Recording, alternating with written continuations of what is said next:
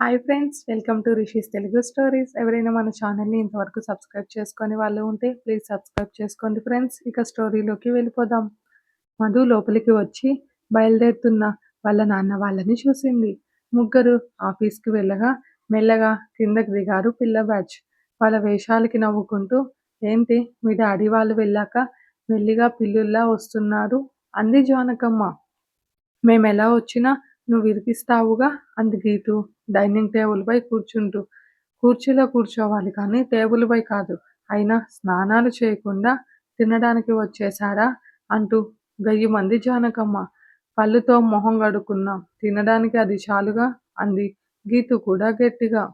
ఎవడు చేసుకుంటాడో కానీ మిమ్మల్ని బలవుతాడు పాపం అని జానకమ్మ అనడంతో చేసుకునేవాడికి లేని బాధ నీకెందుకు నానమ్మా అంటూ భువి తినడం కంటిన్యూ చేసింది.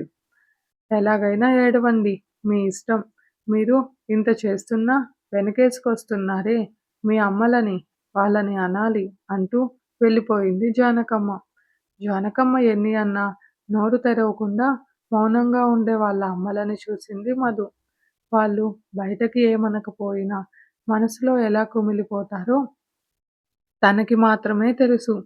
వాళ్ళు నిద్రపోయారనుకొని అటు కట్టుకున్న భర్తకి చెప్పి బాధ పెట్టలేక మౌనంగా వాళ్ళల్లో వాళ్ళే బాధపడి కాసేపటికి నార్మల్ అయ్యేవాళ్ళు. అదంతా గుర్తు చేసుకున్న మధు ప్రేమగా వాళ్ళని హత్తుకుంది. ఇంటి కోడళ్ళైతే ఏమన్నా పడాలా? ఎందుకు? వాళ్ళ తప్పు లేకపోయినా వాళ్ళనే వేలెత్తి చూపిస్తారు. ఎక్కడో పుట్టి వాళ్ళ కుటుంబం ప్రేమలను, తల్లిదండ్రులని, తోడబుట్టిన వాళ్ళను వదిలి తాళి అనే ఈ పసుపు దారంని మెడలో 3 ముళ్ళతో బంధించి అందరినీ దూరం చేసి కొత్త బంధాలలో బాధ్యతలు కలిగిస్తారు. వాటితో పాటు మాటలు కూడా పడాలి. తిట్లు కూడా ఎక్స్‌ట్రా బోనస్. కొన్ని రోజులకి పూర్తిగా తల్లిదండ్రుల్ని మర్చి సంసారం అనే సముద్రంలో మునిగి ఈదుతూనే ఉంటారు కానీ ఒడ్డున చేరలేరు. ఏ ఆడదానికి మాత్రమే ఎందుకీ బాధ? ఆడది కూడా మనిషే కదా! ఎందుకు ఇలాంటి వేరు చేసే బుద్ధి? ఆడదాని మనసుకి గౌరవం లేదా? తన మాటలకు విలువ లేదా? ప్రతి మగవాడు అంతేనా? భార్య మనసులో ఏముందో అర్థం చేసుకోలేరా? తన కళ్ళల్లో బాధ కనపడదా? కనపడినా పట్టించుకోరా? మరి నేను? రేపు నా పరిస్థితి కూడా ఇంతేనా? అని ఆలోచిస్తున్న మధుని కదిలించింది మహతి. ఆలోచనల నుంచి బయట వచ్చిన మధు, ఏమైంది? ఏం ఆలోచిస్తున్నావు మధు? అంది కళ్యాణి. ఏం లేదు మమ్మీ అంటూ తన రూమ్‌కి వెళ్ళిపోయింది మధు మౌనంగా. వెళుతున్న మధు వెనకాలే వెళ్ళింది మహతి.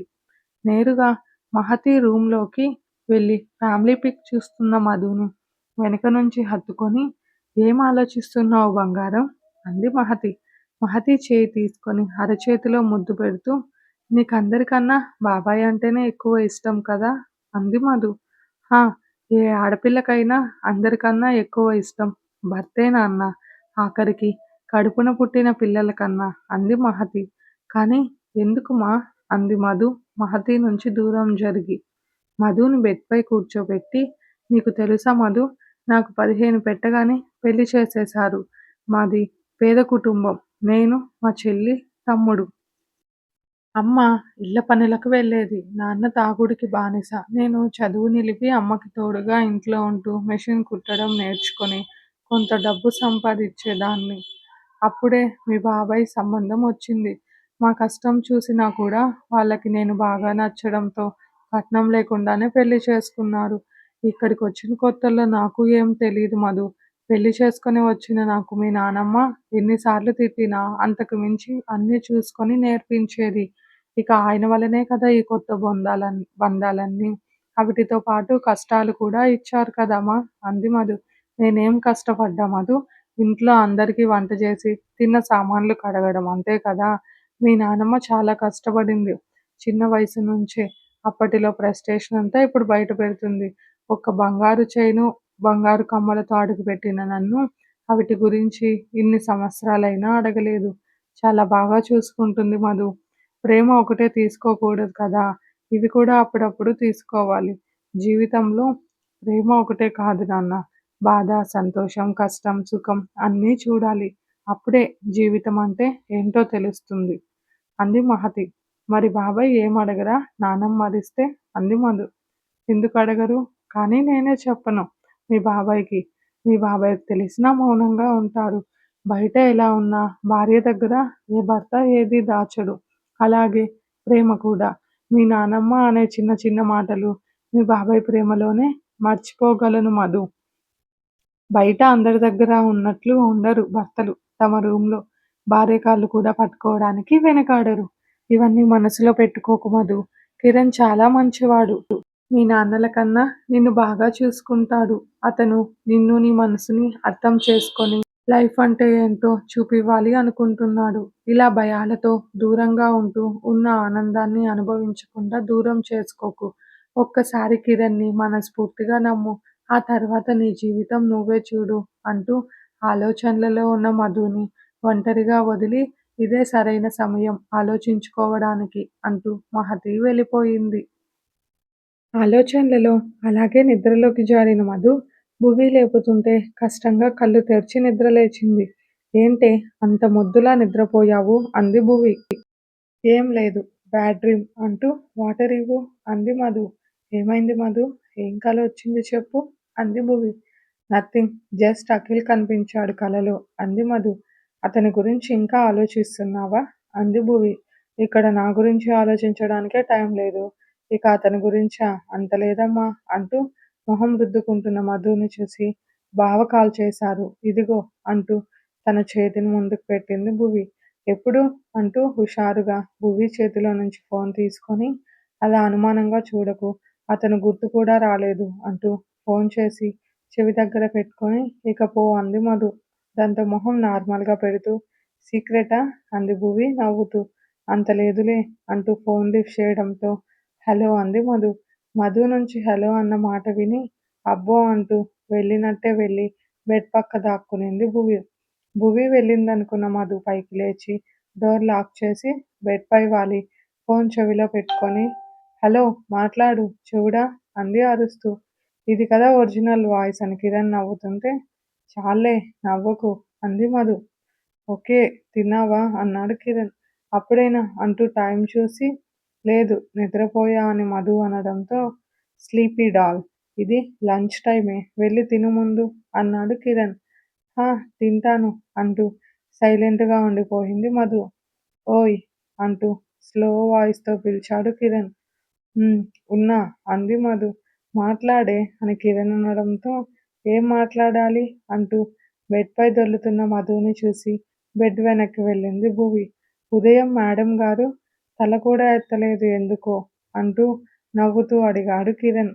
మధు మౌనంగా ఉంటే చెప్పే దెయ్యం మాట్లాడితే ముత్యాలు రాల్తాయా అన్నాడు కిరణ్. నాకేం తెలీదు అంది చిన్నగా మధు. హా నీకు తెలియకపోతే నేను ఉన్నానుగా నేను నేర్పిస్తా బేబీ అని కిరణ్ హస్కీగా అనడంతో చాలిక ప్లీజ్ నేను కట్ చేసేస్తా కాల్ అంది మధు నవ్వుతూ. ఎందుకే అంత సిగ్గు? అయినా అందరి ముందు నేను అలా ఉంటానా ఏంటి?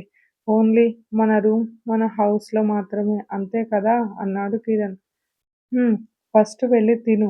నీకు టైమవుతోంది అంది మధు. టాపిక్ డైవర్ట్ చేస్తున్నావు కానీ ఈవినింగ్ శారీ కట్టుకో అన్నాడు కిరణ్. నో అంటూ గట్టిగా వచ్చిన మధు మాటకి కిరణ్ నవ్వుతూ గుడికి వెళదాం మధు అని అనడంతో అందుకా అంది మధు ఊపిరి తీసుకుంటూ నార్మల్గా. నువ్వెందుకనుకున్నావు అంటూ చిన్నగా అడిగిన కిరణ్ గొంతుకి ఎందుకో ఒక అందుకు అంటూ అల్లరిగా నవ్వుతున్న మధు మాటలకి ఇంకా 27 రోజులు టైం ఉందిలే అన్నాడు కిరణ్ కూడా అల్లరిగా. అదేంటో అర్థమైన మధు నేను చెప్పానా అన్ని రోజులు అంది చిన్నగా. ఏంటో అమ్మాయి గారికి భయం పోయి మాటలు కొత్తగా వస్తున్నాయన్న కిరణ్ మాటలకి అబ్బాయి గారు ఇచ్చిన ధైర్యమే. ఐ ట్రస్ట్ యు బావా అంది నవ్వుతూ మధు. అది ఇప్పుడా చెప్పేది? అక్కడ ఉన్నప్పుడు చెప్పుండాలి రాక్షసి. ఇలా దూరంగా ఉన్నప్పుడు కాదు అన్నాడు కిరణ్. అయితే ఇప్పుడే ఈ క్షణం వచ్చేయ్ అంది నవ్వుతూ మధు. నిజంగా వచ్చేసేనా అన్నాడు కిరణ్ కూడా నవ్వుతూ. వద్దొద్దు ఊరికే అన్నాను ఈవినింగ్ రా బాయ్ అంది మధు.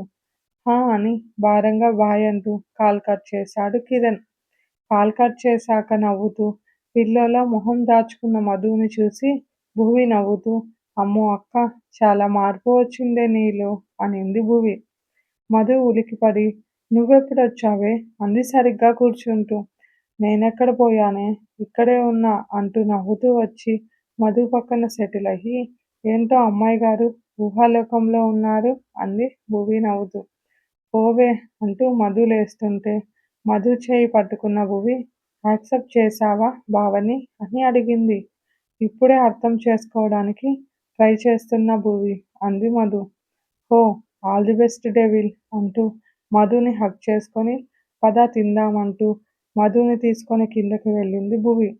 లంచ్ చేసిన మధు ఫ్యామిలీతో టైం స్పెండ్ చేస్తూ టైంనే మర్చిపోయింది. సెకండ్ ఫ్లోర్లో సాంగ్స్ పెట్టి పిల్లలతో పాటు ఎగురుతున్న మధుని సీరియస్గా చూస్తూ నిల్చున్నాడు ఈవినింగ్ వచ్చిన కిరణ్.